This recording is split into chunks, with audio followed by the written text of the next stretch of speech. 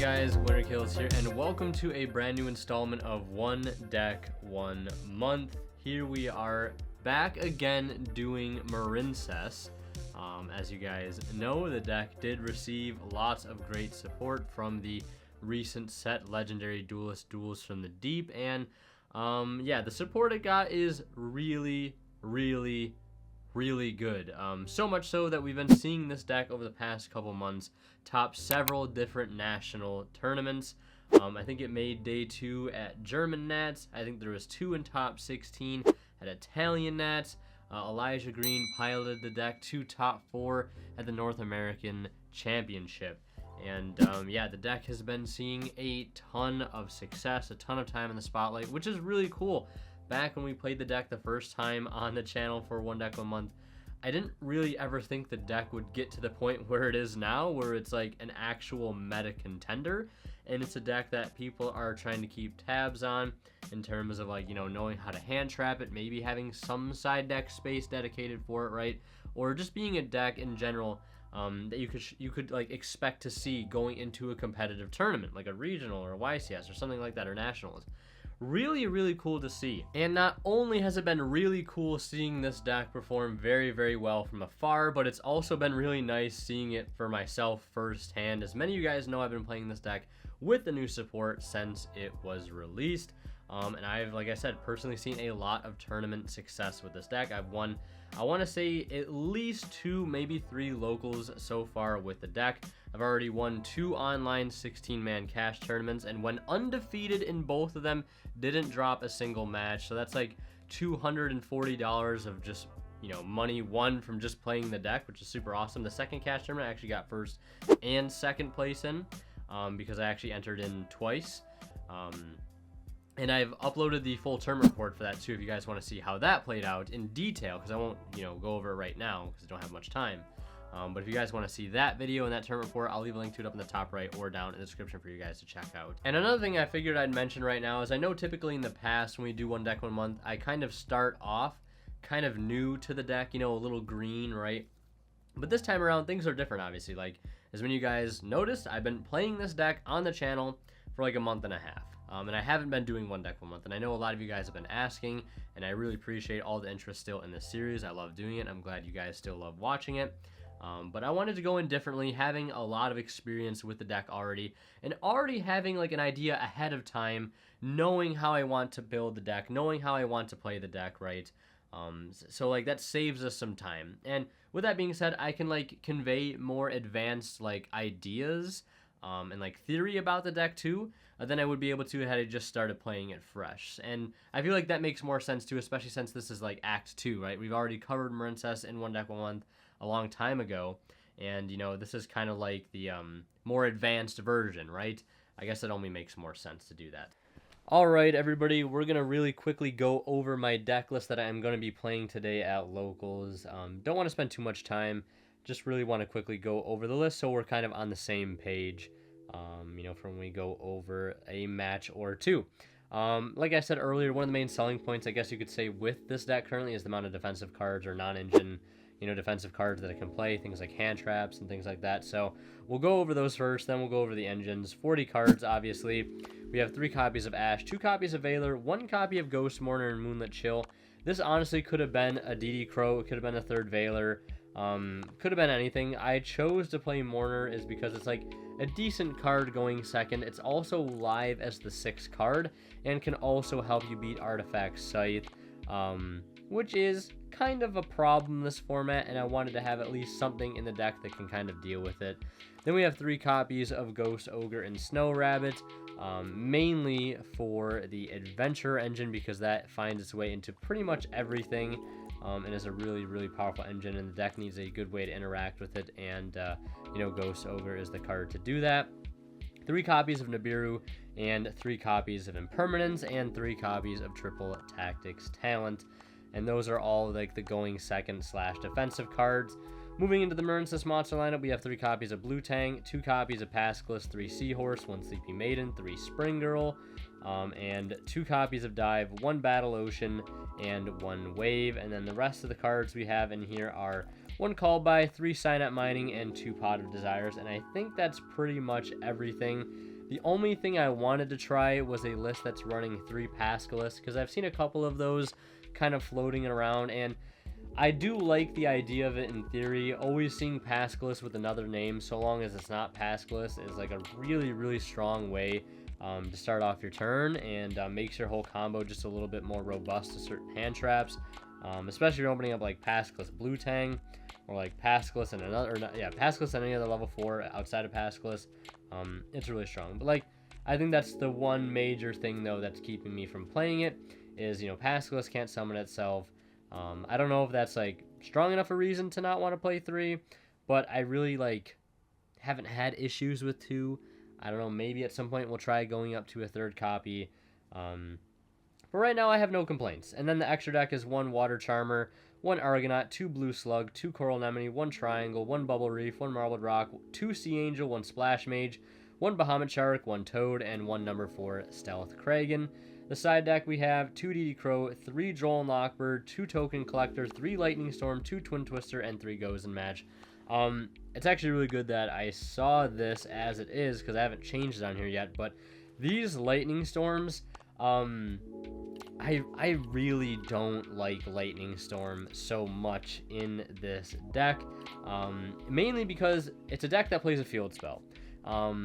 And Lightning Storm is really only good in the opening hand, because, I mean, odds are, like, any point you draw it later in the game, you're going to have cards on your field. Otherwise, you're in a pretty losing position if you have absolutely no cards that late into the game when you draw it.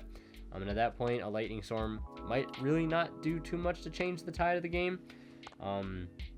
It's also not a really good back row hate option going first like Twin Twister is. And again, I think the other counterpoint is like the fact that we play a field spell, and this card can be made dead very, very easily just by having Battle Ocean up, and sometimes it completely hinders you from beating certain floodgates that you need to beat, like Skill Drain or something, whatever it may be, or there can be only one. So these Lightning Storms, I think, might become something else going forward. I think it's probably going to maybe be 3 Twin and 2 Lightning Storm, or maybe 3 Twin, 2 Cosmic.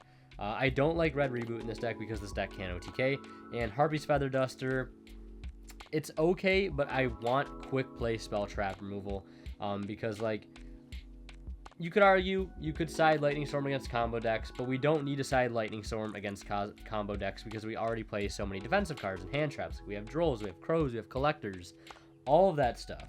So this is strictly a slot in the side deck for rogue decks that play back row, or strictly back row decks like Eldritch and the like. So if we can dedicate really versatile, kind of turn neutral cards, as DB Grinder put it in his striker profile. I don't know why I just think of that now, but turn neutral cards, good if we're going first or second, right, that help us in those matchups. I think it's going to be a lot better than just having Lightning Storm. Even though technically, on paper, it's a pretty good card to have going to those decks if it resolves, but like a lot of times you just want to hit the floodgates. You want to hit the Mystic Mines, the summon limits, the TC boos, and like the skill drains. Like those are the big cards you want to worry about. Rivalry Gozen, don't care too much about those. It's just everything else I mentioned. So that is it for the little quick profile. I was going to do like an actual one on the desk over there, but I don't want to set up another camera. I'll throw a quick screenshot of the deck list here on the screen so you guys can get a quick overview of it. Also, one other thing that I want to let you guys in on.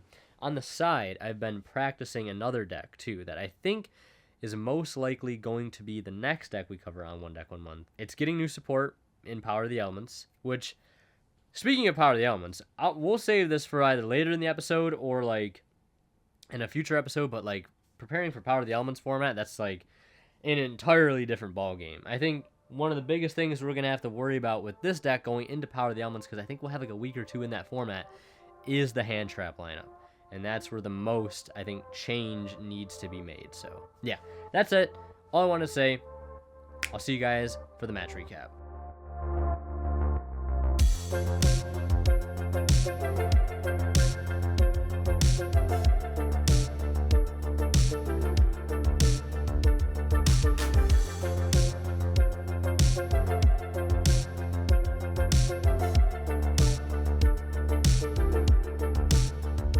Welcome everybody to the match recap segment from our Tuesday Locals tournament.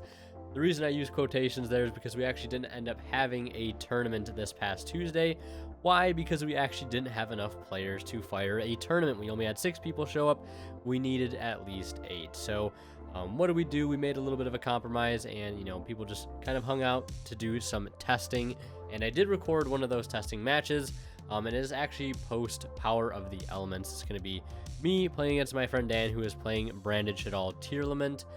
So it's going to be a little glimpse of the future here, and I hope you guys are looking forward to it, so you guys can get a little bit of an insight on how this matchup is going to look in the future, especially since probably weeks 3 and 4 we will be in this format. So it's a little bit of practice, for what's to come in the future. But yeah, let's go ahead and go over this. I did end up winning the die roll here, as you can see, so of course I'm going to opt to go first. I also switched my deck list. I took the Nibs out and put 3 DD Crow in because Nibiru is not going to be main decked this format. I think it's a terrible main deck choice, honestly. I think DD Crow and Ghost Ogre are much better against both Sprite and Tierlament. Ogre against Sprite, DD Crow against Tierlament. But yeah, so I go first. I start with Blue Tang. He's going to chain the Havanus, which is going to attempt to, basically like a hand trap, allow him to summon it and mill 3 when I activate a monster effect. It's just going to basically give me a free opportunity to go ahead and hit him with talents. We put the Ash back. Blue Tang dumps the Seahorse, business as usual at this point. We got lucky, he didn't mill anything off of the Havanus, or Hoffens, it was called Hoffenus. They changed his name, so I'm not sure exactly what new name is, but I think it's like Havanus or something. Basically like a hand trap, and tries to fusion on our turn. So luckily he missed, and we hit the Ash out of his hand, so we can go ahead and get our guaranteed search here off of the Sea Angel. We know what else is left. He has 2 Miru and an instant fusion, and we can basically set up our board to be able to stop him from playing. Miru basically on normal or special summon lets him send the top 3 cards and attempts to try and fusion. Go for the Coral Triangle here, which is going to go ahead and get us access to Wave. Now, I could have searched Dive instead of the Battle Ocean here to go ahead and get into a Link 4, but we wouldn't have Battle Ocean. But I wanted to prioritize, having Battle Ocean and having Wave, kind of best of both worlds. He's going to normal summon Miru. He will hit a Shaylin. We do DD Crow the Shaylin, so it does not resolve to fusion summon. And now he's got the instant fusion. This is going to go ahead and bring out Kit Kalos, which is really, really good extender for the deck. You see, when it is normal or special summoned, or not normal or special, when it's summoned, he can go ahead and send or add a Tierlament's card from the deck. Right, so really, really strong card, so that's going to go ahead and force the Wave.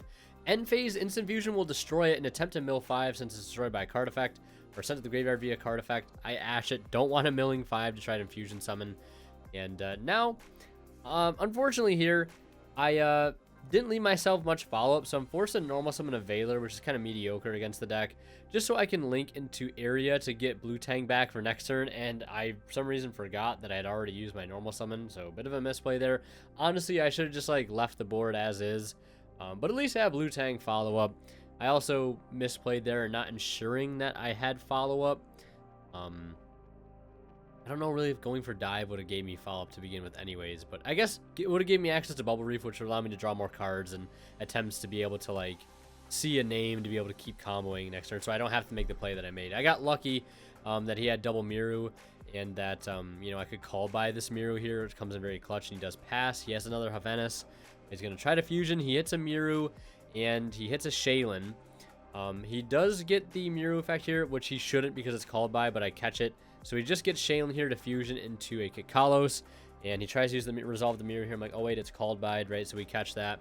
And then, Blue Tang is going to resolve here, dumping Pescalis. So we have the add back in rotation now to add back spells and traps. We can also revive it mid-combo here off of Dive to go for a rank 4 play. And now he's just debating on what he wants to get off the Kit Kalos here. If he wants to send something, or if he wants to add something. Rhino Heart there in the main deck. Another very good starter for the deck as well. He just adds a Tierlament when it is normal or special summoned. So we could dump another name here to try and fusion summon. We're going to go ahead and dump Shaylin. Or I think he milled a Havanus off the Havanus. Havanus or whatever it is. But Shaylin is going to go ahead and attempt to fusion summon now. And he's going to go ahead and... Or he might... or no. He is going to go ahead and fusion summon. Yeah, he's going to go ahead and put back the Shaylin and the Kit Kalos to go ahead and make a Dragostapelia. And then we're just going to continue playing here. This is really easy to bait out the Dragoscephalia negate here, honestly, because like he doesn't want me to get to dive like a free card. I totally understand that. So this is basically just gonna do a good job at like burning the negate here on the Dragoscephalia. He does take a little time to think about it. He does go ahead and negate. Then we're gonna go ahead and activate top 3.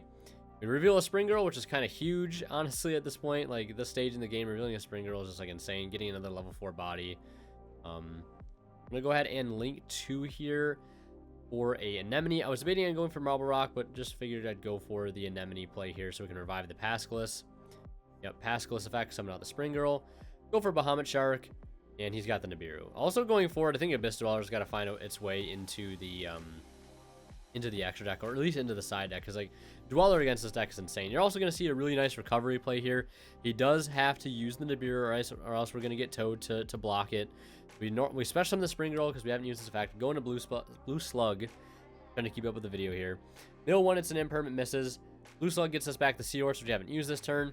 We climb into Splash Mage. Splash Mage revive the Seahorse. Go into Marbled Rock.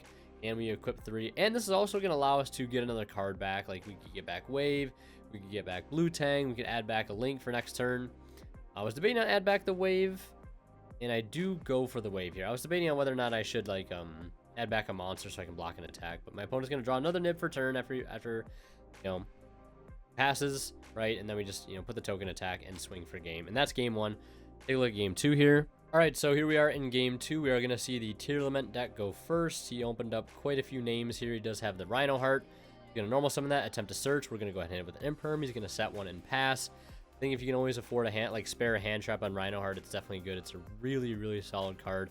Armageddon Knight for the deck. I don't know if I said it adds something last game, but it is Armageddon Knight for the deck. So it basically just gives them a chance to you know, fusion summon and mill cards off the top of the deck, which is what you don't want them to do. I start with Sign Up Mining, discarding Effect Failure to go ahead and grab the Blue Tang. Gonna normal summon the Blue Tang. He's gonna chain the Havenus. Havenus effect, mill 3. Mills a Shaylin and a Havenus. And he also mills a Fallen of Albaz, which is kind of nice. So he's gonna go ahead and declare the effects here. Shaylin's gonna attempt to let him fusion.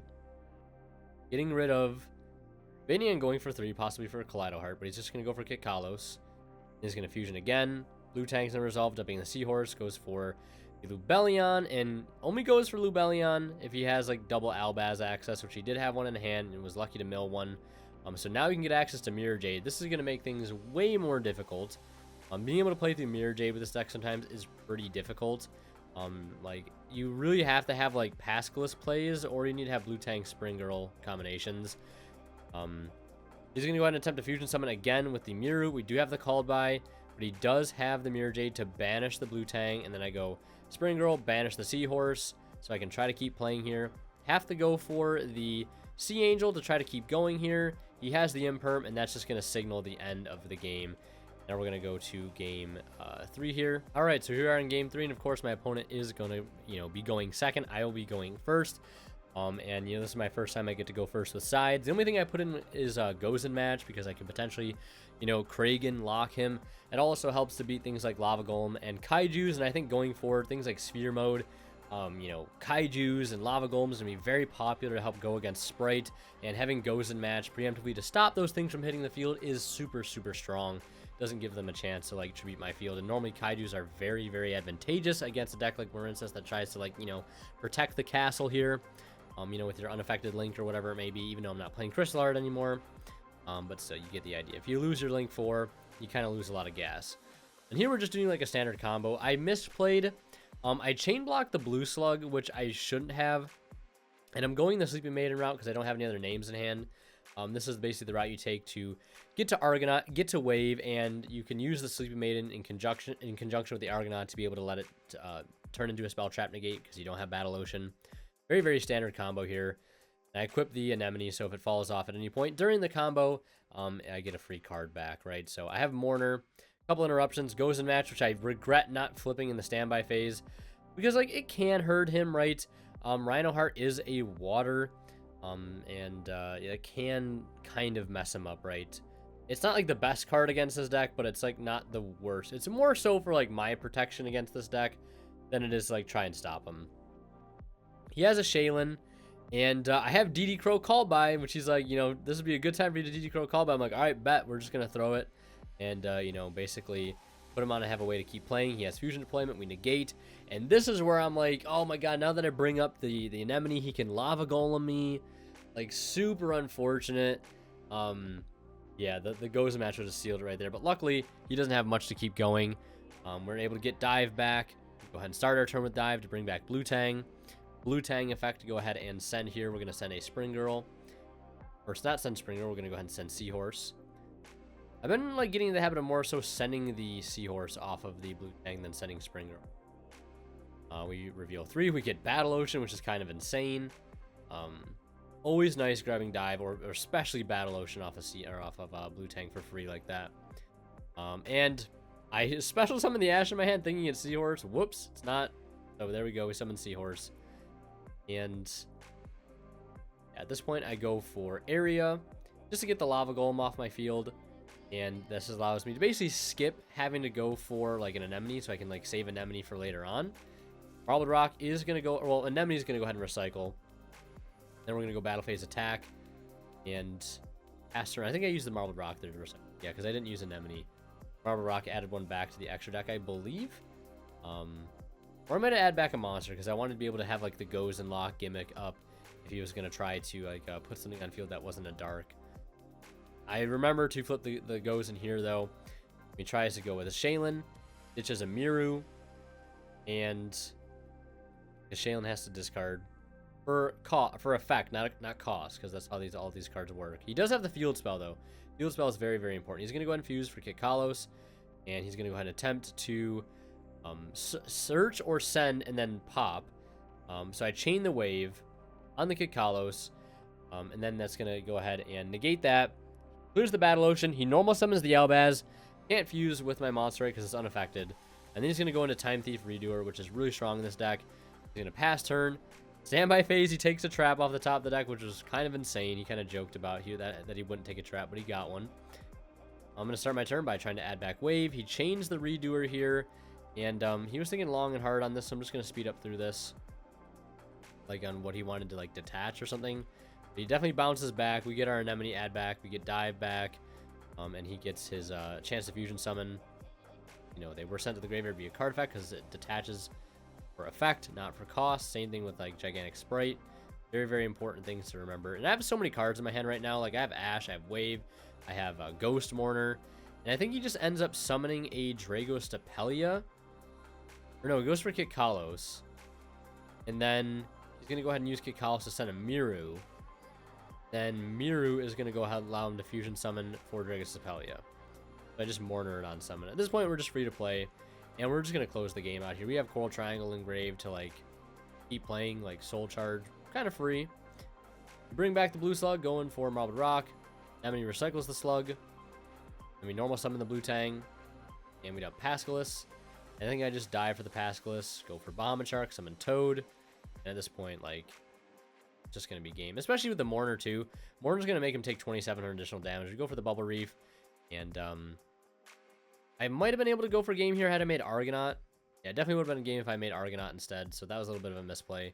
I gave him one additional turn, but I felt okay doing that since I had, like, so many interruptions. And, yeah, he has the Shaylin and just scoops right then and there. So, yeah, that's our little match recap. Trying to make these as quick as possible. And, yeah, if I have any more updates, I'll update you guys in the following days. If not, I'll see you guys on Saturday for our locals. I think the build is going to stay the same. If it ain't broke, don't fix it. If we do make any changes, it will be after Saturday. So I'll update you guys then.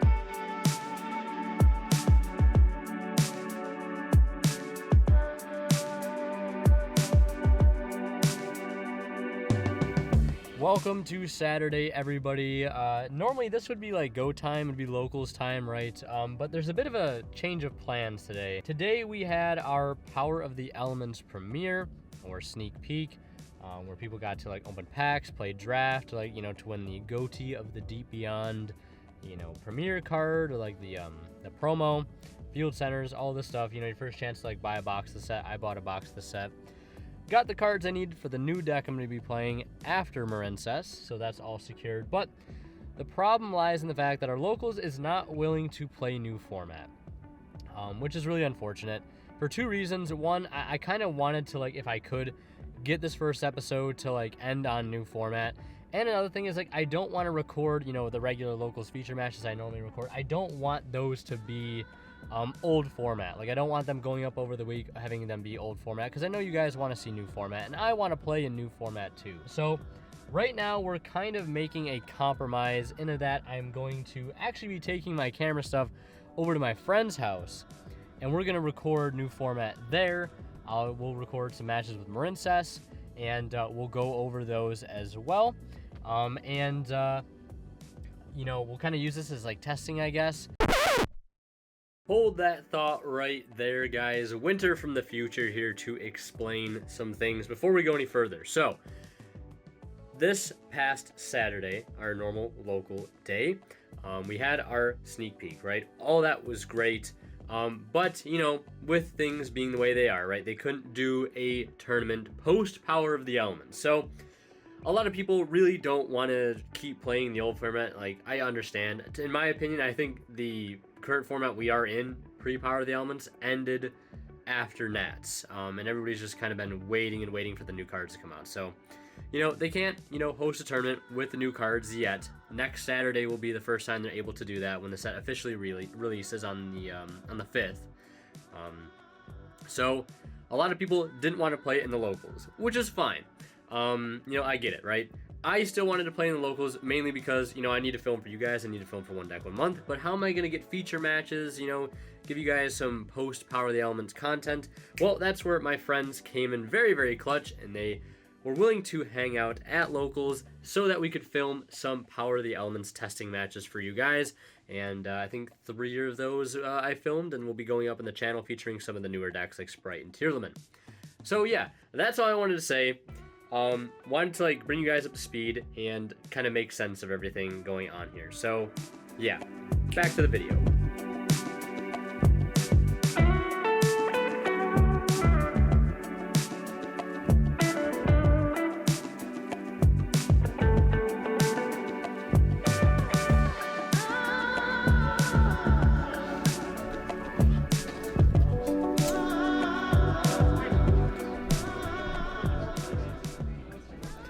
Alright, so we just finished up round 2. We played some very weird decks so far today. Well, I guess not weird. Our round 1 matchup was very strange. Unsure if I'm going over that one or not, but that was a nail biter. I thought I was going to lose that one because I had like no life points left. He top deck away to get to Numeron Network, and I was like, this is just going to be game. But luckily, Bubble Reef was strong enough to make it so that he could not keep crashing into it. Like, he didn't have enough life points to spare. He had only 300 left. He needed like more than 600 to be able to get to the 8,000 one, which would have been game over the Bubble Reef. So I also forgot to use Bubble Reef's standby phase effect twice that game. I had like 5 cards left in deck, so I don't think it wasn't like a terrible thing that I did that. So I could like keep grinding out, not just lose the deck out faster. But yeah, Numeron Eldritch, a deck I don't really want to play again ever. I was like really under the assumption that it was like gone for good, but here we are in 2022 playing against it again. Luckily we take the win there 2-1. He made me go first game 2. After game 1 he won the die roll and opted to go second. I thought that was strange.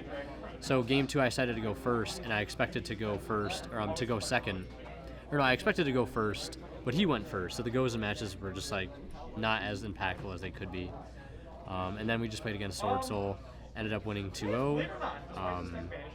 Almost lost game 1. Very, very close. I was down to 200 life points after I got Qixing burned. Imperm outed it, and we were able to like get into our full board and break the board. Game 2, he went first. Had enough hand traps to crack the board and just did the same thing. Had to try after a couple turns to like really go for a game because he had Anti-Spell, which I was expecting. Sided out the talents. Following with Elijah Green's advice, always side out talents if you're going against a deck that sides Anti-Spell. And I knew it was Sword Soul. It was like bread and butter card that they side in, so took those out, and it probably paid off. Yeah, and that's all I wanted to update you guys on. My friend Adam is playing my other deck right now, and it's really cool to see. Hopefully he plays it going forward. That way both of us can be on the deck. But really excited to play that deck after this. Like, I'm super excited. Some of you guys probably already know what it is, but maybe you don't. Maybe I'll keep you guessing to the very end of the episode. Don't skip ahead. But yeah, I'll update you guys probably after the tournament, and we'll see where we go from there.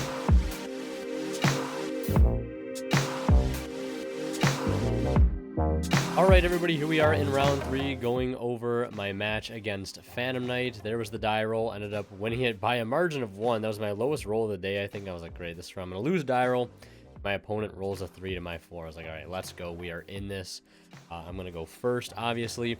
Leading with Blue Tang, kind of business as usual. No, dumping the Seahorse here.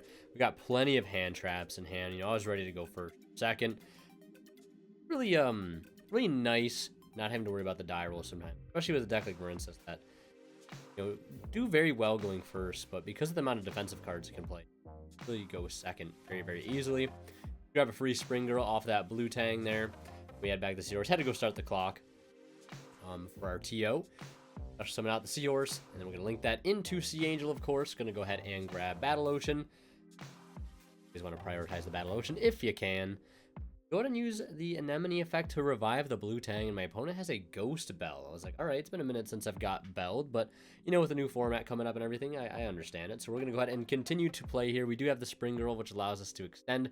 We're going to go ahead and get into the Coral Triangle. We mill a Called By off our Spring Girl, and Anemone's going to go ahead and add back. Pitch the Seahorse for our Coral Triangle. That's going to go ahead and have us the Battle Ocean. We had the dive in hand already, and we're going to choose a special summon from deck. Going to go ahead and grab a Pascalis here. Obviously, I'm not using its effect right now. Don't have a name to summon off of it. Would have loved to because we could have gotten Toad. But just getting it in graveyard for follow-up now, so we can add back a dive or a wave whenever we please. We go ahead and end on the Aqua Argonaut. We do have a spell / trap negate ready for next turn. Right now, I haven't played against this person in a long time, so I have like no idea what they're playing. I see the Rhoda off the rip, and my mind immediately goes Sky Striker. I don't know why. Sky Striker. He's gonna go ahead and grab Ray. I want to keep him off Ray access. We're gonna name, and then he negate, and then he normal summons the Stain Greaves. I'm like, all right, I was wrong. It's Phantom Knight, but it is what it is. He's gonna go right into Cherubini. This is where I wish I had the Ghost Ogre. A lot of people don't play around Ghost Ogre and Cherubini, man. Shout out to my friend John. He'd always set a card first before you activate the Cherubini because you don't want to get caught with your pants down when you try to resolve the Cherubini and you get hit with a Ghost. Literally be a turn ender. We're going to see him go ahead and banish Boots. Apologize for that glare right there in the middle. Shout outs to that glare. Go ahead and get the Shade. Search the Shade off the Boots. Grab the Torn Scales out of grave. Torn Scale effect. I'm like, I'm just going to fire this Imperm here. Probably didn't need to. Could have let it resolve, but I'm trying to keep him off as many names as possible. He goes into the Rusty. I'm like, we're going to fire the Wave here. Definitely, if I'm going to use a hand trap, I'm going to use Wave on something. It's going to be the Rusty this turn. Just trying to shut him down as much as I possibly can. Then he's going to go ahead and use Fogblade Engrave. That's going to bring out Stain Greaves. Then he's going to go ahead and make a rank 3. And I think he goes for the Levy Air here to try to recycle. You know, Boots, I have Veiler. Like, I'm literally just not letting him play. I had 3 hand traps in hand. We had Imperm, we had Veiler, we had the Ocean, or not the Ocean, the Wave, right? And we're just going to start our turn off with the Pascalis, add back the Wave, and at this point it's like, okay, what's the quickest way to try to go for game here? That's all I'm thinking about. We're going to go Anemone, Revive, Triangle, get into Bubble Reef as quickly as possible.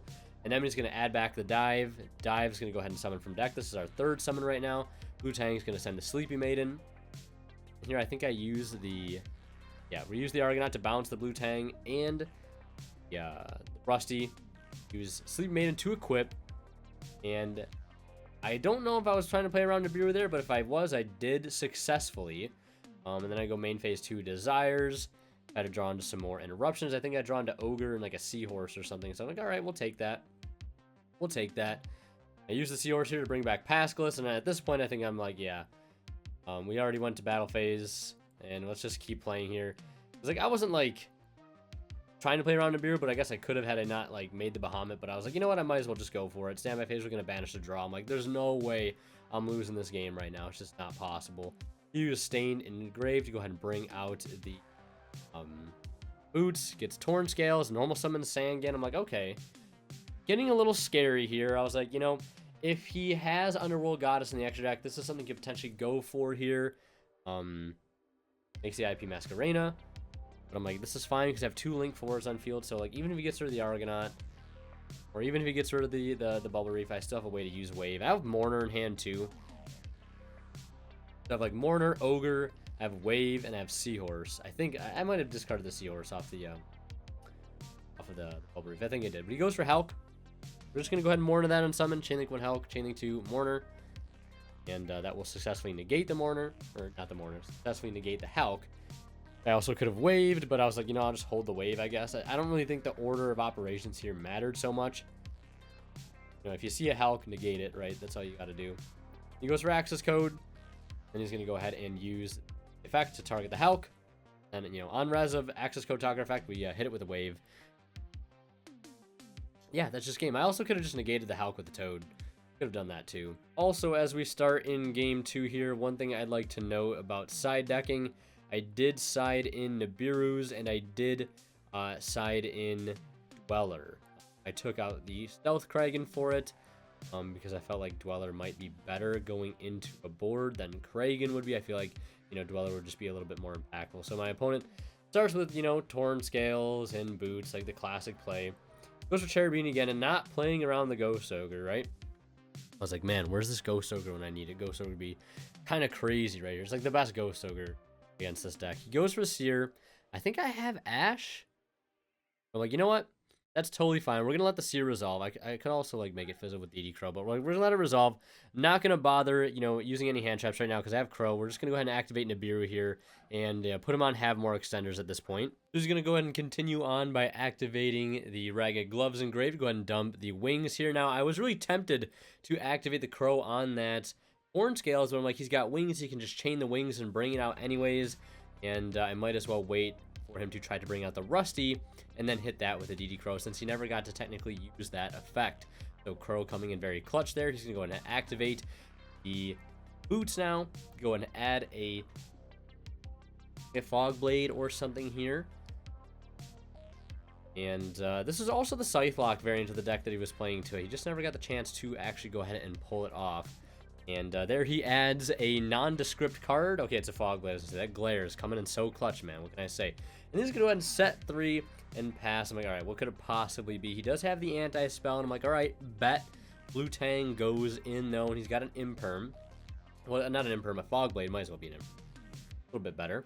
And then we go ahead and excavate 3. We reveal a Slug, or a Seahorse, a Blue Tang, and something else. I take the Blue Tang, and that's probably an indicator of, you know, that I already have a Seahorse in hand, or also would have taken the Seahorse there. So having 2 names is very clutch to keep going past that Fog Blade. Go ahead and add a copy of Dive here. And at this point, we're going to go ahead and link 2 into the Anemone. At this point, I was also thinking, like, do I have enough gas here to try and go for a Wave Search? Not currently with another Fog Blade hitting the Anemone. Kind of stuck there. I also had Battle Ocean already in hand too, which is also really, really nice.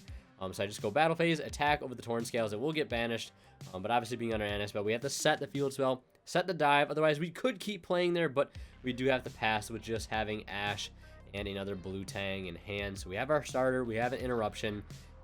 We just got to put our do something this turn right now because his graveyard's kind of empty.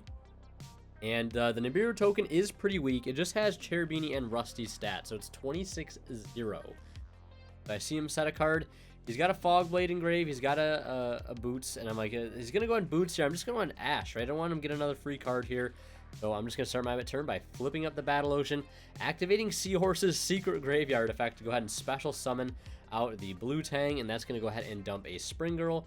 We're going to go ahead and link 3 into Coral Triangle, Chainlink 1 Battle Ocean, Chainlink 2 Blue Tang, and Chainlink 3 Anemone. I guess Chainlink 3 Blue Tang, Chainlink 2 Anemone. We add another center there, and we go ahead and discard the Spring Girl to go ahead and search our copy of Wave. Then we activate the set Dive, summon from deck.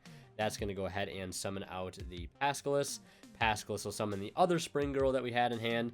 Checking the graveyard right now to make sure, you know, if I wanted to go for a Dweller or not. But I decided not to. This is the one chance where Dweller might have possibly came up, but it just didn't here. Then we're going to go into the Great Bubble Reef. And we'll go Battle Phase, attack over the token, and then swing in for 3k and 22. And pass turn there. We have a Wave in hand.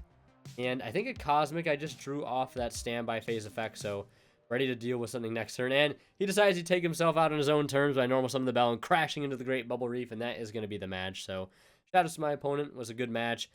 Just showing you guys there how strong Marincess can be into even non sort of like meta relevant decks. I had the deck built to play against other decks of the format, but still performing very, very well there. And the Dweller did come up, and I think with tier lengths going forward, there is an argument to possibly even main Dweller or side it like I did here. It could have come up. It definitely could have come up. So yeah, that's gonna do it for our match 3. So we'll take it back to me at locals.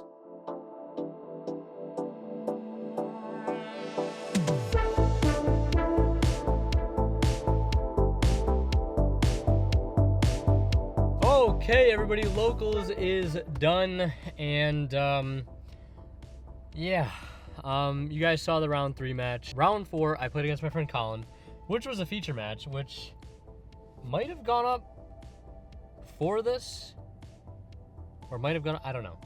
That's not the point. Played against my friend Colin, and what happened at the beginning of round 1 at game 1, I opened up all non-engine defensive cards. And the same thing happened again. Game 1, I won die roll. And my poor man, C Goody, couldn't win a die roll. I won die roll, went first, opened like double tactics, ogre, imperm, and something else. He was able to make Qixing. He had like 2 sets. Like he had like double imperm, like Ash. Like it was rough. So like I had talents like take his Qixing because he banished something that I summoned. I think he banished like my Splash Mage, and all I had was a Springer on field, and made Iria, pray to God it's gonna be enough. It wasn't. Played around Ash by not drawing 2, and to be fair, there's only like 1 card I could have drawn that would have made it worthwhile to draw 2, and I wasn't gonna bank on drawing like a 2 of or something, or like drawing into Desires, draw 2 to draw 2. And then game 2, I went first, got hit with Ash Nib, I think he had double hand trap. Yeah, because he ashed my Desires, and he also had Nib on the Summon of Coral Anemone. I mean, it is what it is. Yeah, feeling pretty okay about the deck. Like, we didn't play any like new format decks. We didn't play Sprite. We didn't play Tier Element. So like the hand trap lineup, I don't know. It really like wasn't super bad. I still don't think I want Nib in the main going forward. Because like I did open up Crow game 1, and if it was Nib, maybe it would have been a lot more impactful. So, but I think my opponent played around Nib pretty well from what I remember. You guys will see the feature match anyway. So. Yeah, I don't know. There's nothing like blaring in my head that I want to change in the side deck or in the main deck. I tried siding a Dweller today. I don't know if I told you guys that, but I tried siding a Dweller. That was like a last minute change. Sided it in one time against the Phantom Knight deck. I never summoned it. Although like it could have come up, but just like he didn't have anything engraved to make it worthwhile, so I just worked Vomit Toad, as you guys saw. But yeah, that's all I want to talk to you guys about. If I think about anything else, that I want to make changes about, I'll let you guys know. When I get home, I'll try to think about it on the drive home. But otherwise, we're just going to get some food when we get back. And we'll try to wrap this episode up of One Deck, One Mark. So we'll see you guys in a bit.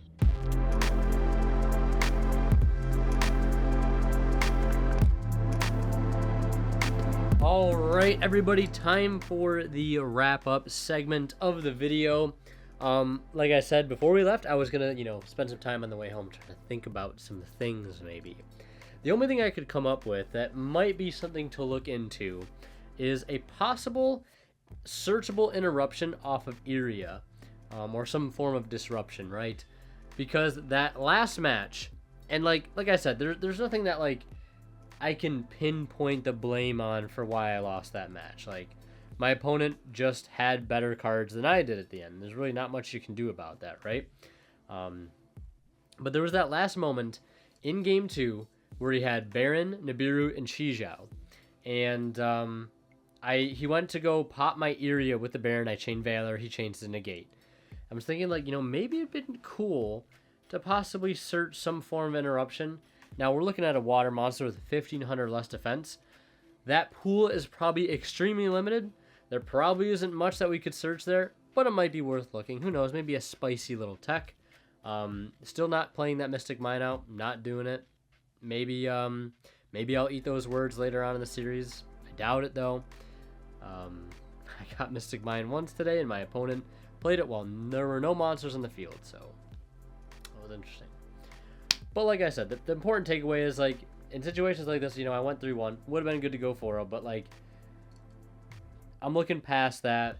I don't really need to make any changes to the deck. I guess the other thing I could technically change is the Drolls on the side. Those did not come in at all.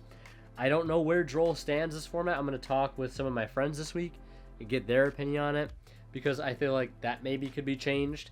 Because I don't know, Droll is just a very 50-50 card sometimes. Like, sometimes it hits different, sometimes it doesn't do anything at all. And I feel like it doesn't trade well enough like things like Nibiru and like Ghost Ogre and Ash do. Because sometimes they just outright don't care. So we'll have to see going forward. But that's going to be the wrap up. Hope you guys enjoyed the first episode. If you did, be sure to leave a like and subscribe if you haven't already.